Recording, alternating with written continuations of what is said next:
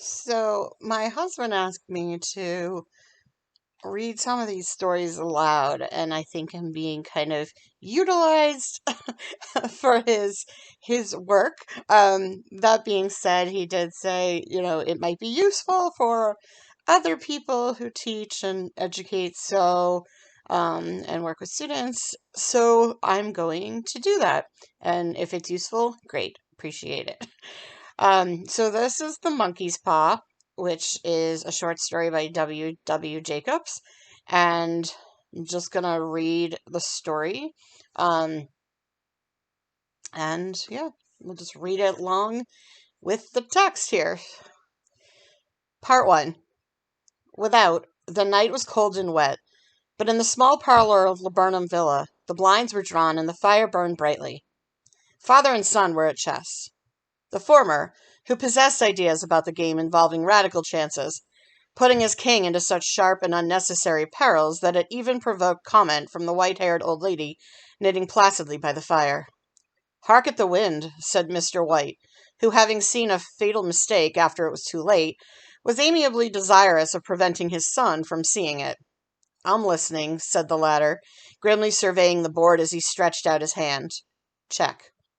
"I should hardly think that he's come tonight," said his father, with his hand poised over the board. "Mate," replied the son. "That's the worst of living so far out," bawled Mr. White, with sudden and unlooked-for violence. "Of all the beastly, slushy, out-of-the-way places to live in, this is the worst. Paths a bog, and the roads a torrent. I don't know what people are thinking about.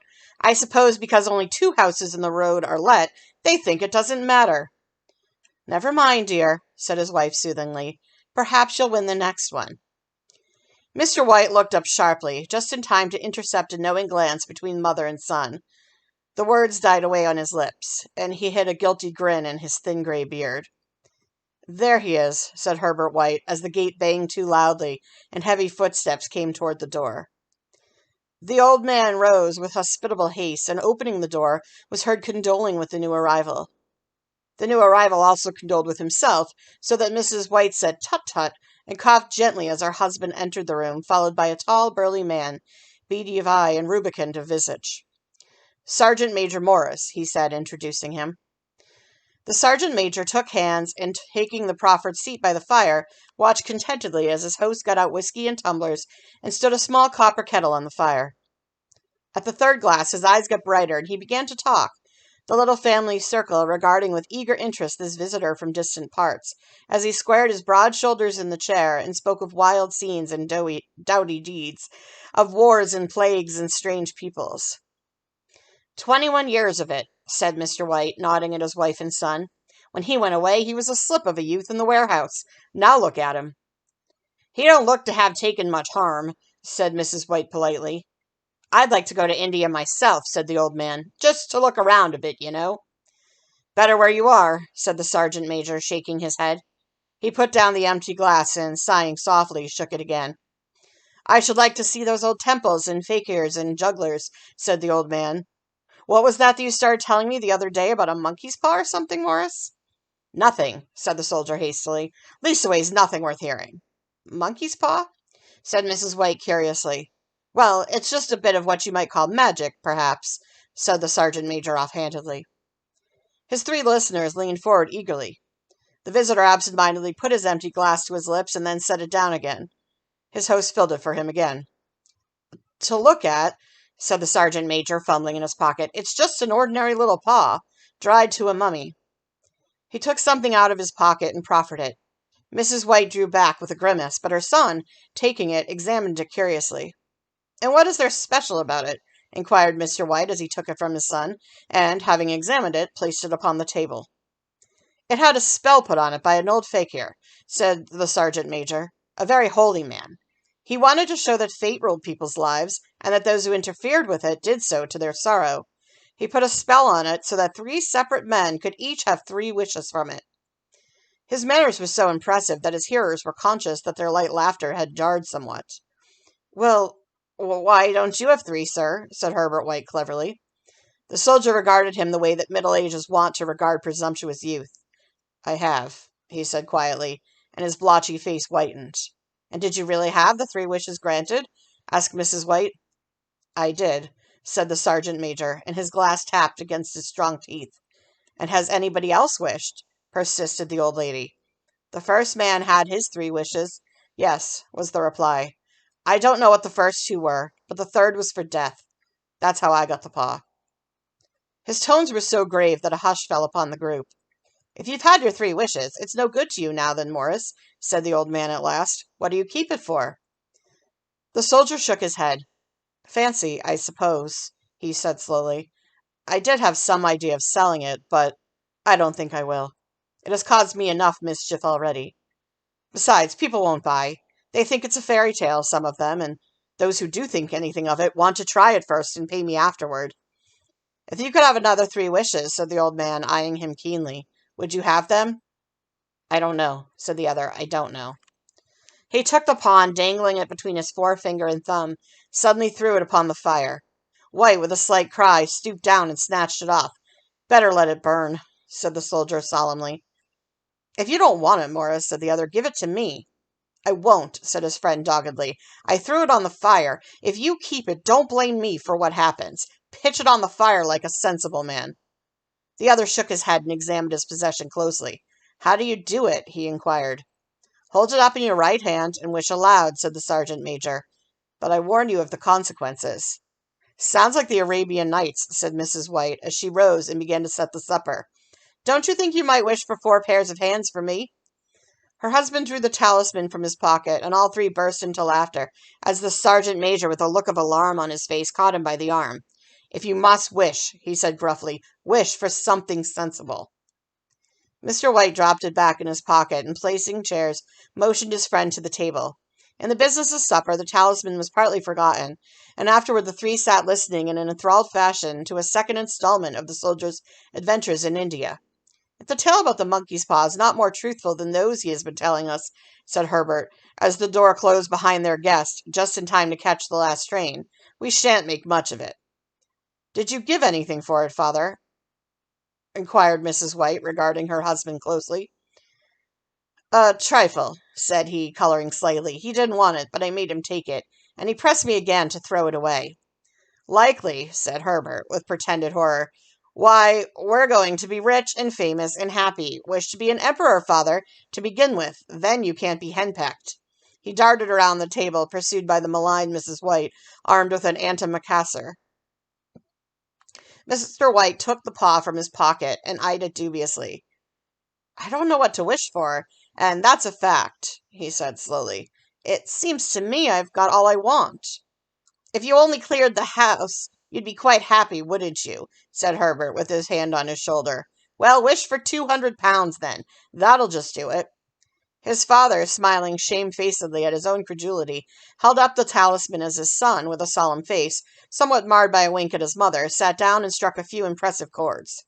I wish for £200, said the old man distinctly. A fine crash from the piano greeted his words, interrupted by a shuddering cry from the old man. His wife and son ran toward him. It moved, he cried, with a glance of disgust at the object as it lay on the floor.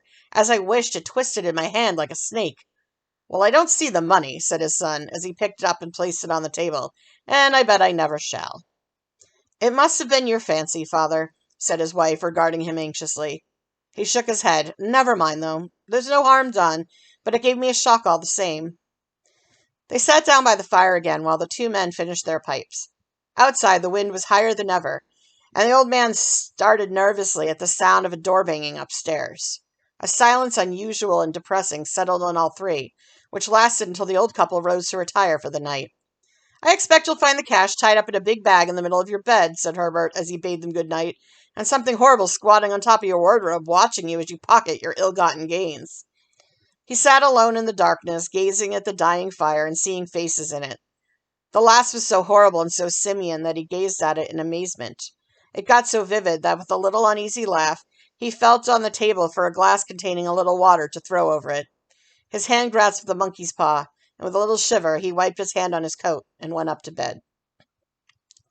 Part 2. In the brightness of the wintry sun next morning, as it streamed over the breakfast table, he laughed at his fears.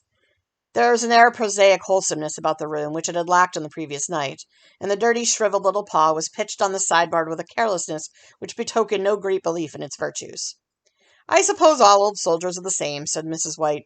"The idea of our listening to such nonsense! How could wishes be granted in these days? And if they could, how could £200 hurt you, father?" "Might drop on his head from the sky," said the frivolous Herbert. "Morris said the things happened so naturally," said his father, "that you might, if you so wished, attribute it to coincidence." "Well, don't break into the money before I come back," said Herbert as he rose from the table. "I'm afraid it'll turn you into a mean, avaricious man, and we shall have to disown you." His mother laughed, and following him to the door, watched him down the road, and, returning to the breakfast table, was very happy at the expense of her husband's credulity. All of which did not prevent her from scurrying to the door at the postman's knock, nor prevent her from referring somewhat shortly to retired sergeant majors of bibulous habits, where she found that the post brought a tailor's bill. "Herbert will have some more of his funny remarks, I expect, when he comes home," she said as they sat at dinner. "I dare say," said Mr. White, pouring himself out some beer. "But for all that, the thing moved in my hand, that I'll swear to." "You thought it did," said the old lady soothingly. "I say it did," replied the other. "There was no thought about it. I had just— What's the matter?" His wife made no reply. She was watching the mysterious movements of a man outside, who, peering in an undecided fashion at the house, appeared to be trying to make up his mind to enter. In mental connection with the £200, she noticed that the stranger was well dressed, and wore a silk hat of glossy newness. 3 times he paused at the gate, and then walked on again. The 4th time he stood with his hand upon it, and then, with sudden resolution, flung it open and walked up the path. Mrs. White, at the same moment, placed her hands behind her, and hurriedly unfastening the strings of her apron, put that useful article of apparel beneath the cushion of her chair. She brought the stranger, who seemed ill at ease, into the room. He gazed at her furtively, and listened in a preoccupied fashion as the old lady apologized for the appearance of the room in her husband's coat, a garment which she usually reserved for the garden. She then waited patiently as her sex would permit, for him to broach his business, but he was at first strangely silent. "I was asked to call," he said at last, and stooped and picked a piece of cotton from his trousers. "I come from Ma and Megan's." The old lady started. "Is anything the matter?" she asked breathlessly. "Has anything happened to Herbert? What is it? What is it?" Her husband interposed. "There, mother," he said hastily. "Sit down and don't jump to conclusions. You've not brought bad news, I'm sure, sir," and eyed the other wistfully. "I'm sorry," began the visitor. "Is he hurt?" demanded the mother wildly. The visitor bowed in assent. "Badly hurt," he said quietly, "but he is not in any pain." "Oh, thank God!" said the old woman, clasping her hands. "Thank God for that! Thank—" She broke off as the sinister meaning of the assurance dawned on her, and she saw the awful confirmation of her fears in the other's averted face. She caught her breath, and turning to her slower-witted husband, laid her trembling hand on his. There was a long silence. "He was caught in the machinery," said the visitor at length in a low voice. "Caught in the machinery," repeated Mr. White in a dazed fashion. "Yes." He sat staring out the window, and taking his wife's hand between his own, pressed it as he had been wont to do in their old courting days nearly 40 years before. "He was the only one left to us," he said, turning gently to the visitor. "It is hard." The other coughed, and rising, walked slowly to the window. "The firm wishes me to convey their sincere sympathy with you in your great loss," he said without looking round. "I beg that you will understand that I am only their servant and merely obeying orders." There was no reply. The old woman's face was white, her eyes staring, and her breath inaudible. On her husband's face was a look such as his friend the sergeant might have carried into first action. "I was to say that Ma and Meggins disclaim all responsibility," continued the other.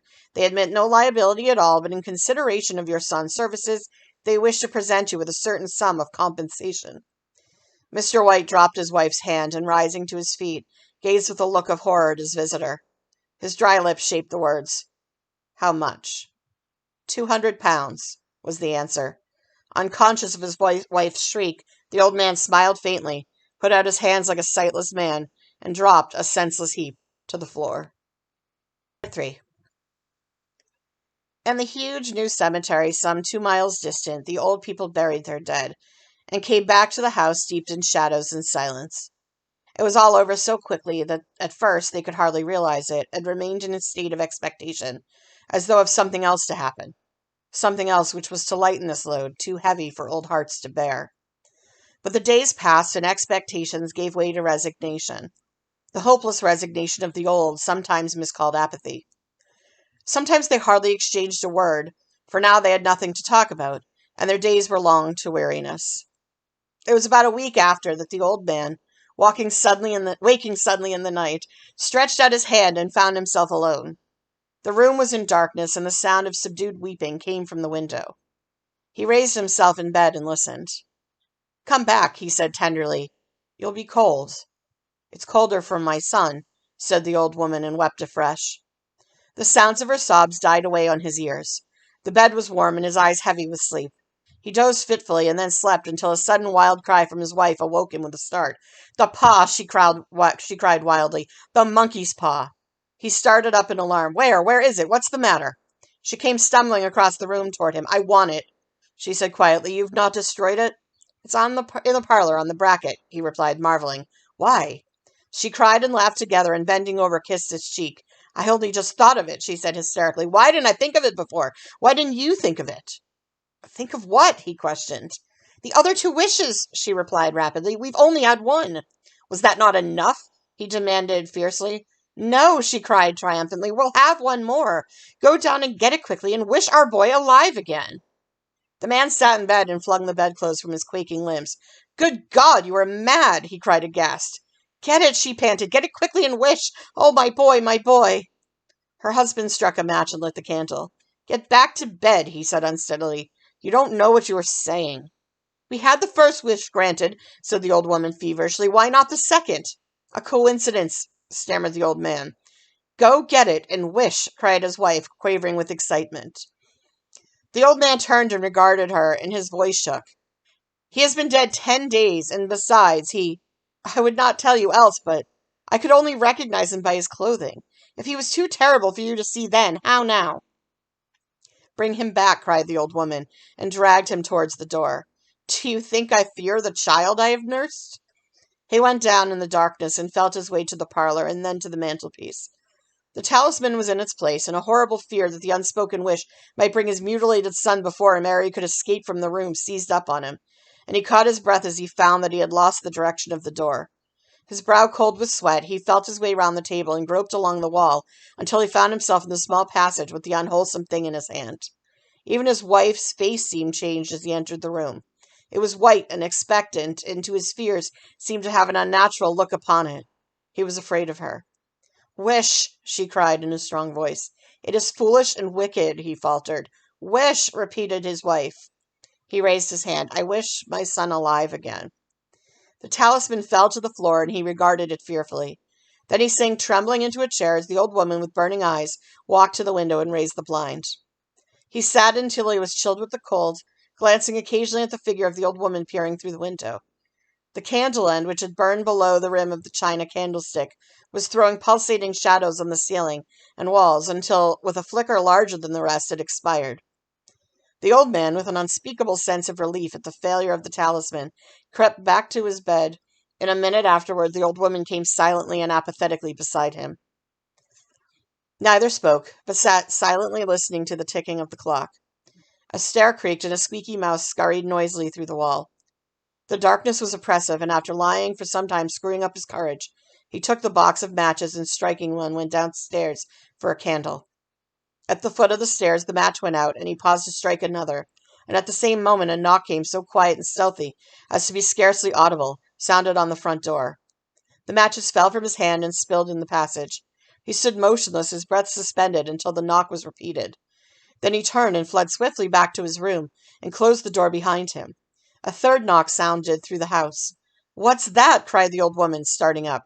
"A rat," said the old man in shaking tones. "A rat. It passed me on the stairs." His wife sat up in bed listening. A loud knock resounded through the house. "It's Herbert."